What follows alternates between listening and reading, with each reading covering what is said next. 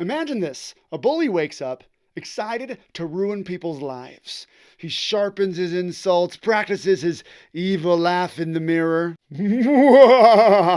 and marches into school ready to cause chaos. Then he sees a big poster by the front office door. This is a bully-free zone. He gasps. Oh, well, I guess this place isn't meant for me. And he drops his backpack on the floor, sheds a single tear, and then quits bullying forever. Yeah, that's never happened in the history of ever. This is your message for Monday, a useful message for teens in 4 minutes or less.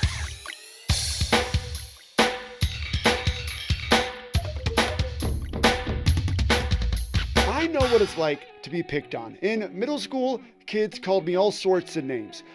Moonhead, Powder, Casper.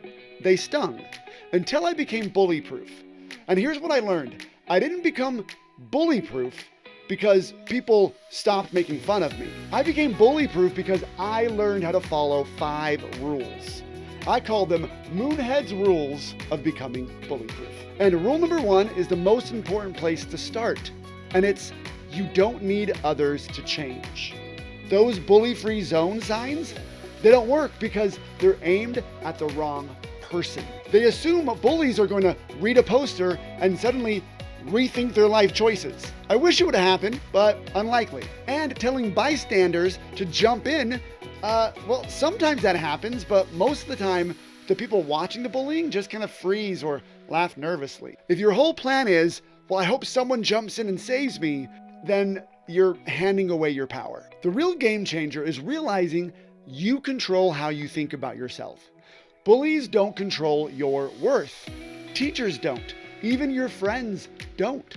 Only you do. This is where rule number 1 comes in clutch. You stop waiting for other people to change and you start owning your thoughts and feelings. The science behind this is based in cognitive behavioral techniques. It says your thoughts create your feelings and your feelings drive your actions.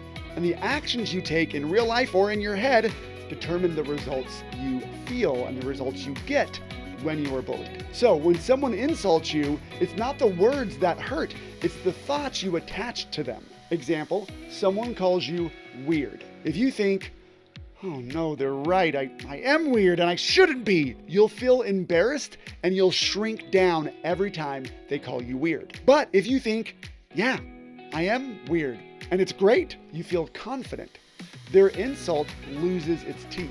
Same circumstance, different thought. Totally different outcome. Next time someone takes a shot at you, pause and ask yourself, what thought am I choosing right now? Does this thought give me power or does it hand it over to them? Remember, waiting for them to change keeps you stuck, but choosing your own thought sets you free. Here's your challenge this week.